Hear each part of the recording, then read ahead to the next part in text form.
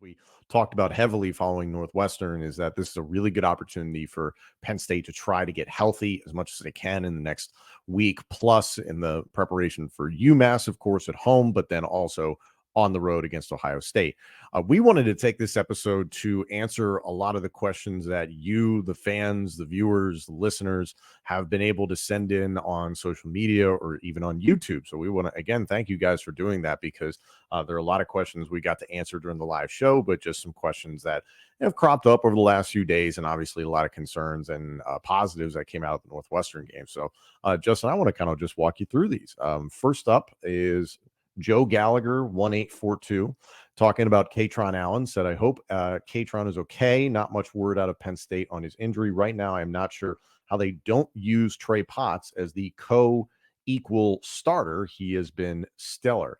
To the point about Katron Allen, I don't believe, as of the time we're recording this on Tuesday, that anything has been made public in regards to the injury status of Katron Allen. I know after the Northwestern game, that was something James Franklin was going to have to look into, nor do I believe he is really going to give anything in terms of information to the public out of a competitive advantage standpoint. He did note that JB Nelson should be fine, so that's great. You give him some time to recover, your left guard, and hopefully you see him for UMass.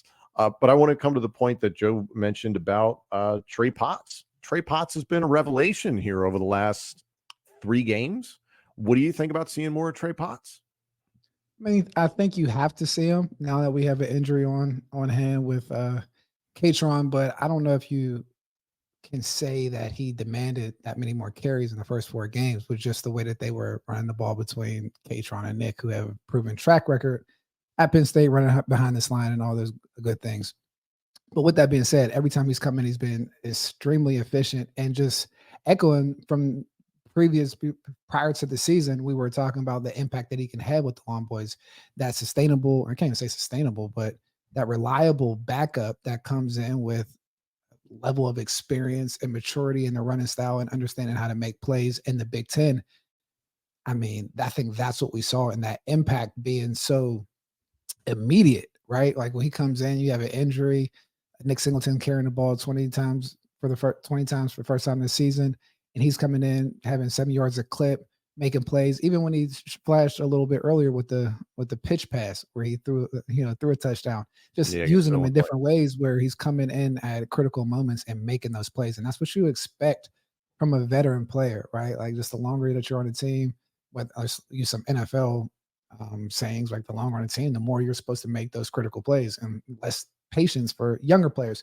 So with that, I think he definitely has deserved or earned, I can't say deserved, earned some more playing time and some touches based on his productivity.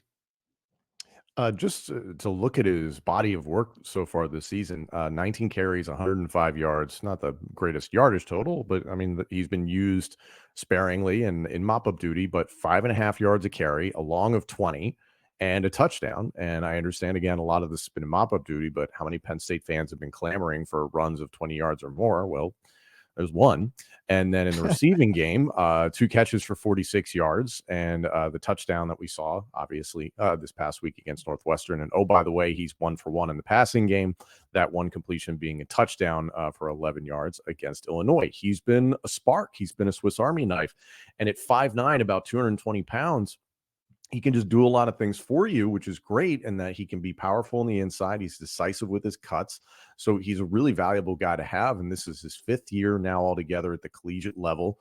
Previously with Minnesota, could have been the guy if he'd stayed and been the heir apparent to Mo Ibrahim, who was very, very good for Minnesota, but chose to go to Penn State. Perhaps part of his decision was the fact that Penn State could be a national title contender this year. Big Ten championship contender is certainly an argument, but I mean, personally, I'd like to see him utilized more, because right now, with question marks in terms of the wide receivers stepping up, who's going to be that guy to create a spark, you're getting productivity out of your running backs. You're getting productivity out of your tight ends.